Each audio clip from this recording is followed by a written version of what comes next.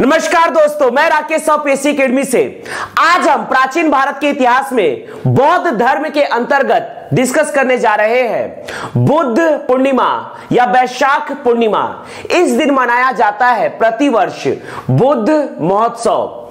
महात्मा गौतम बुद्ध का जन्म, उन्हें ज्ञान की प्राप्ति, उनका प्रथम उपदेश तथा उनके निर्वाण की प्राप्ति हुई थी वैशाख पूर्णिमा के दिन। इसी दिन को मनाया जाता है बुद्ध पूर्णिमा के रूप में। ध्यान, यह पकड़ना है हमारा देश भारत।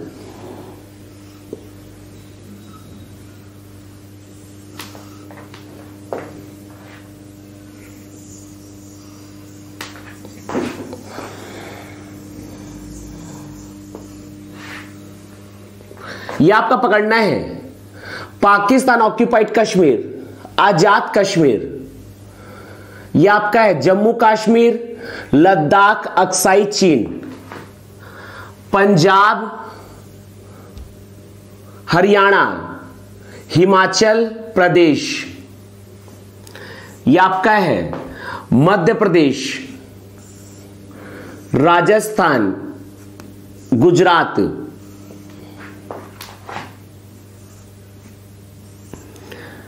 यह है उत्तर प्रदेश, छत्तीसगढ़, महाराष्ट्र, गोवा, कर्नाटक, केरल, तमिलनाडु, आंध्र प्रदेश, तेलंगाना, बिहार, झारखंड, उड़ीसा, सिक्किम, पश्चिम बंगाल, मेघालय, नागालैंड, मणिपुर, मिजोरम, त्रिपुरा, असम और अरुणाचल प्रदेश। हम डिस्कस करने जा रहे हैं बुद्ध पूर्णिमा। बुद्ध पूर्णिमा को ही कहा जाता है वैशाख पूर्णिमा, अर्थात वैशाख पूर्णिमा के दिन बुद्ध पूर्णिमा का आयोजन किया जाता है। ध्यान दीजिएगा, महात्मा गौतम बुद्ध, महात्मा गौतम बुद्ध के जीवन की प्रमुख घटनाओं में है महात्मा गौतम बुद्ध का जन्म, इन्हें ज्ञान की प्राप्ति अर्थात संबोधि, ज्ञान की प्राप्ति अर्थात संबोधि, जन्म, ज्ञान की प्राप्ति, प्रथम उपदेश अर्थात धर्म चक्र प्रवर्तन, प्रथम उपदेश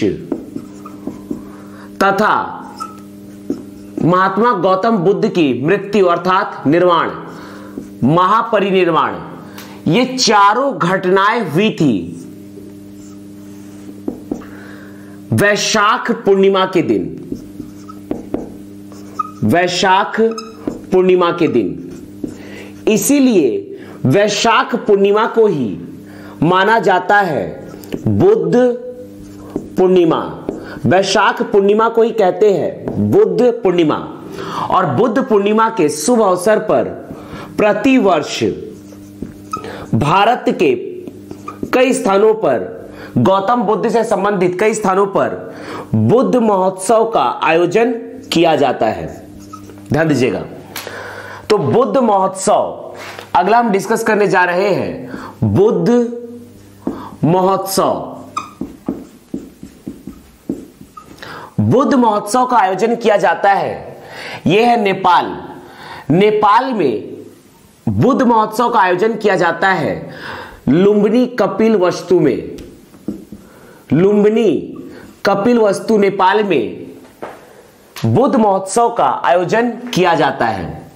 बिहार के बोध गया में प्रतिवर्ष बुद्ध महोत्सव या बौद्ध महोत्सव का आयोजन किया जाता है बोध गया, बिहार में। उत्तर प्रदेश के सारनाथ में प्रतिवर्ष बुद्ध महोत्सव का आयोजन किया जाता है। मध्य प्रदेश के सांची में बुद्ध महोत्सव का आयोजन किया जाता है और छत्तीसगढ़ के महासमुंद जिले के सिरपुर में प्रतिवर्ष बुद्ध महोत्सव का आयोजन किया जाता है। महात्मा गौतम बुद्ध का जन्म, उन्हें ज्ञान की प्राप्ति, उन्होंने प्रथम उपदेश जो दिया था तथा उन्हें निर्वाण की प्राप्ति, ये सभी घटनाएं घटित हुई है वैशाख पूर्णिमा के दिन। वैशाख पूर्णिमा को ही इसलिए कहा जाता है बुद्ध पूर्णिमा और प्रतिवर्ष बुद्ध पूर्णिमा के शुभ अवसर पर बुद्ध महोत्सव का आयोजन किया जाता है। नेपाल में लुम्बिनी, बोधगया, सारनाथ, सांची तथा सिरपुर में प्रतिवर्ष बुद्ध महोत्सव का आयोजन किया जाता है। आगे हम डिस्कस करने जा रहे हैं महात्मा गौतम बुद्ध के उपदेश से संबंधित कुछ विशेष बातें। महात्मा गौतम बुद्ध के उपदेश से संबंधित विशेष बातें,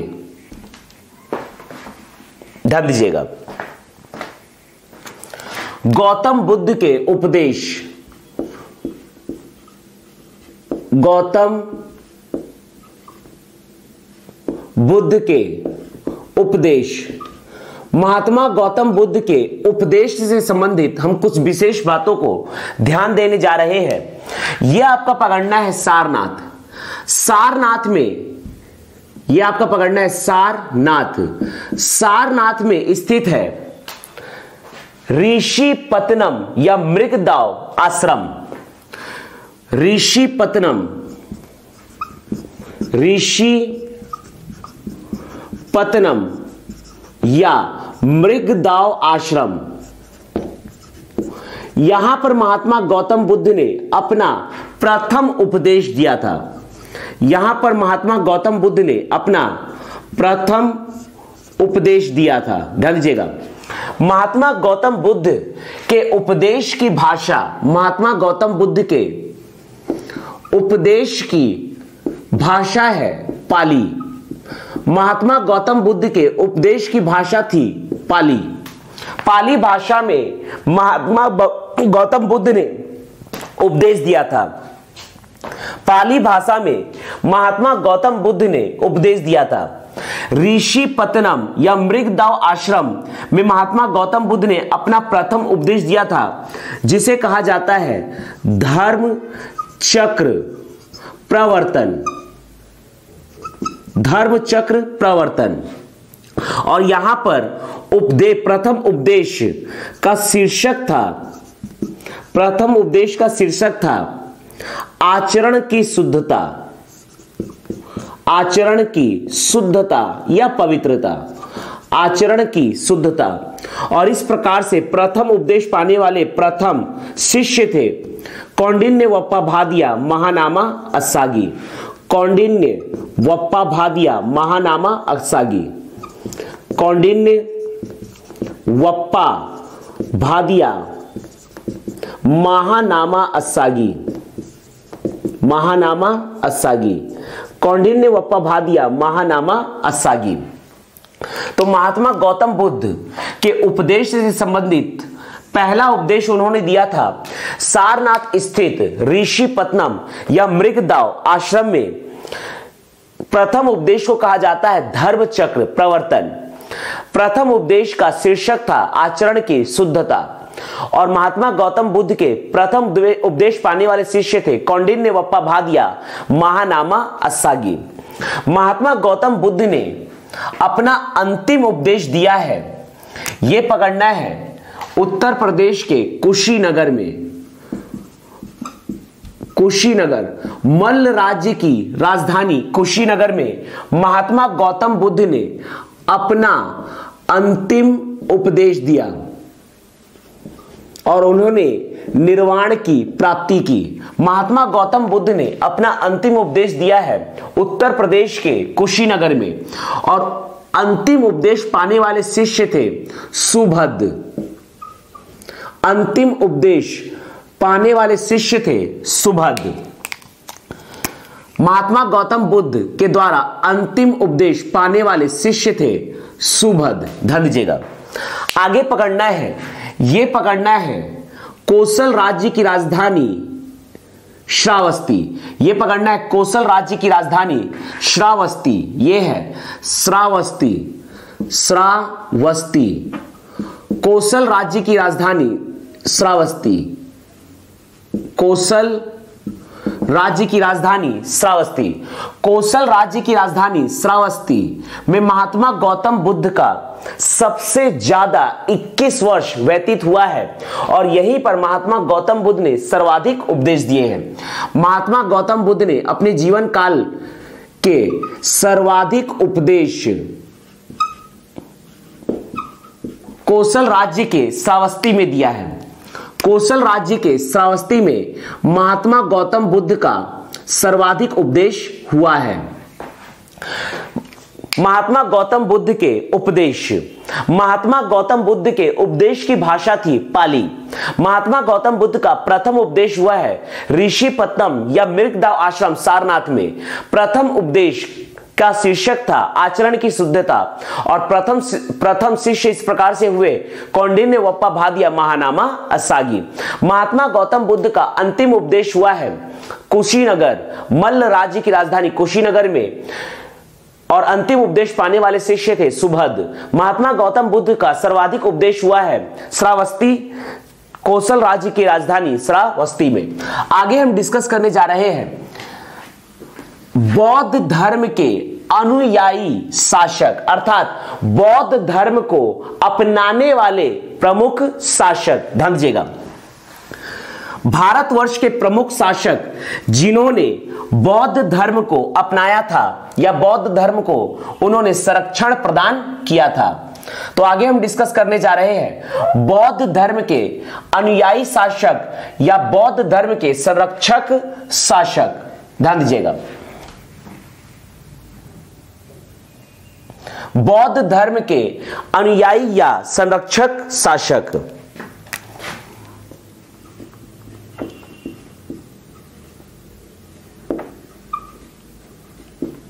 बौद्ध धर्म के संरक्षक शासक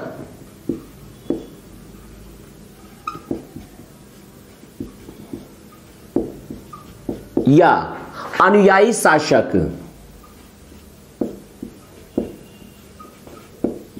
बौद्ध धर्म के संरक्षक शासक या अनुयायी शासक जिन्होंने बौद्ध धर्म को संरक्षण प्रदान किया था या वो बौद्ध धर्म को मानते थे।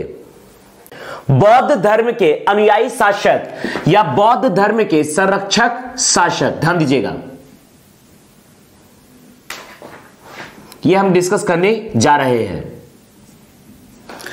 यह आपका पकड़ना है, हम डिस्कस करने जा रहे हैं बौद्ध धर्म के अनुयायी शासक या बौद्ध धर्म के संरक्षक शासक। यह है पाकिस्तान। यहां पकड़ना है पेशावर, पेशावर तथा उत्तर प्रदेश का मथुरा। ये दोनों राजधानी था कुषाण वंश के शासक कनिष्क की। राजधानी है पेशावर तथा मथुरा। पेशावर तथा मथुरा से शासक, पेशावर तथा मथुरा से शासक कुषाण वंश के शासक कनिष्क। कुषाण वंश के शासक कनिष्क। कुषाण वंश, कुषाण वंश के शासक कनिष्क जिसकी राजधानी थी पेशावर तथा मथुरा। ये बौद्ध धर्म के प्रमुख अनुयायी थे। कुषाण वंश के शासक कनिष्क। हम डिस्कस कर रहे हैं बौद्ध धर्म के अनुयायी, बौद्ध धर्म के अनुयायी शासक या संरक्षक शासक। बौद्ध धर्म के अनुयायी शासक या संरक्षक शासक पेशावर या मथुरा से कुषाण वंश के शासक कनिष्क बौद्ध धर्म के प्रमुख अनुयायी शासक या संरक्षक शासक थे। आगे डिस्कस करना है, यह आपका पकड़ना है कन्नौज। यहां पकड़ना है, यह आपका है कन्नौज। कन्नौज, कन्नौज से बौद्ध धर्म के प्रमुख अनुयायी शासक थे। कन्नौज से बौद्ध धर्म के प्रमुख अनुयायी शासक हर्षवर्धन, हर्षवर्धन। पुष्यभूति, पुष्यभूति वंश के शासक, पुष्यभूति वंश के शासक हर्षवर्धन, जिनकी राजधानी थी कन्नौज। यह आपका है, यहां पकड़ना है, यह है श्रावस्ती, कौशल राज्य की राजधानी श्रावस्ती, यह पकड़ना है श्रावस्ती, कौशल राज्य की राजधानी श्रावस्ती, कौशल राज्य की राजधानी श्रावस्ती। ध्यान दीजिएगा, अगला हम डिस्कस कर रहे हैं कौशल राज्य की राजधानी श्रावस्ती। श्रावस्ती से शासक, श्रावस्ती से शासक प्रसेनजीत, प्रसेनजीत, जिन्होंने बौद्ध धर्म में शिक्षा प्राप्त किया था स्वयं महात्मा गौतम बुद्ध से। श्रावस्ती, कौशल राज्य की राजधानी श्रावस्ती से शासक प्रसेनजीत, यह है बौद्ध धर्म के अनुयायी शासक। यहां पकड़ना है वत्स राज्य की राजधानी कौशांबी, वत्स राज्य की राजधानी कौशांबी, कौशांबी से बौद्ध धर्म के प्रमुख अनुयायी शासक थे, कौशांबी से बौद्ध धर्म के प्रमुख अनुयायी शासक थे उदयन, चंद्र वंश के शासक, चंद्र वंश के शासक उदयन। कौशांबी से बौद्ध धर्म के प्रमुख अनुयायी शासक थे चंद्र वंश के शासक उदयन। यहां पकड़ना है अवंती या, अवंती या उज्जैन, अवंती या उज्जैन से बौद्ध धर्म के प्रमुख अनुयायी शासक प्रघोत, प्रघोत।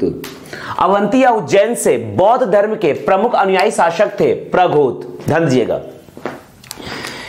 यह आपका है बिहार, बिहार के पाटलिपुत्र से मौर्य वंश के शासक महान सम्राट अशोक बौद्ध धर्म के प्रमुख अनुयायी शासक थे। महान सम्राट अशोक,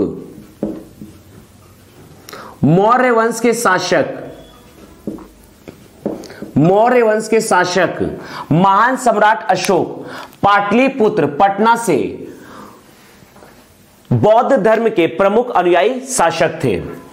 यह पकड़ना है मुंगेर, यह आपका है बिहार का मुंगेर, बिहार के मुंगेर से पाल वंश, बिहार के मुंगेर से पाल वंश के प्रमुख शासक गोपाल, गोपाल धर्मपाल, गोपाल धर्मपाल तथा रामपाल, अर्थात पाल वंश के प्रमुख शासक गोपाल धर्मपाल तथा रामपाल, जो कि बौद्ध धर्म के प्रमुख अनुयायी शासक थे। आगे देखना है, यह पकड़ना है राजगृह, बिहार का यह है राजगृह, बिहार के राजगृह से अजात शत्रु, बिहार के राजगृह से अजात शत्रु, अजात शत्रु हर्यक वंश के शासक, हर्यक वंश के शासक अजात शत्रु, जो कि बौद्ध धर्म के प्रमुख अनुयायी शासक थे। ध्यान दीजिएगा, यह पकड़ना है राजगृह, राजगृह से बौद्ध धर्म के प्रमुख अनुयायी शासक अजात शत्रु, हर्यक वंश के शासक अजात शत्रु। यहां पकड़ना है, यह पकड़ना है गिरि ब्रिज, यह पकड़ना है गिरि ब्रिज, यह है बिहार का गिरि ब्रिज, बिहार के गिरि ब्रिज से शासक बिंबिसार, अजात शत्रु के ही पिता बिंबिसार, हर्यक वंश के शासक बिंबिसार, गिरि ब्रिज से हर्यक वंश के शासक बिंबिसार, जो कि बौद्ध धर्म के प्रमुख अनुयायी शासक थे। ध्यान दीजिएगा, हम डिस्कस कर रहे हैं बौद्ध धर्म के अनुयायी शासक या संरक्षक शासक, जो कि है मथुरा पेशावर से कुषाण वंश के शासक कनिष्क, कौशांबी से चंद्र वंश के शासक उदयन, कन्नौज से पुष्य भूति वंश के शासक हर्षवर्धन, श्रावस्ती से प्रसेनजीत, अवंती उज्जैन से प्रघोत, पाटलिपुत्र पटना से अशोक मौर्य वंश के शासक, मुंगेर से पाल वंश के शासक गोपाल, धर्मपाल, रामपाल, राजगृह बिहार से हर्यक वंश के शासक अजातशत्रु, ग्रीवऋषि से हर्यक वंश के शासक बिंबिसार। तो ये है बौद्ध धर्म के प्रमुख अनुयायी शासक।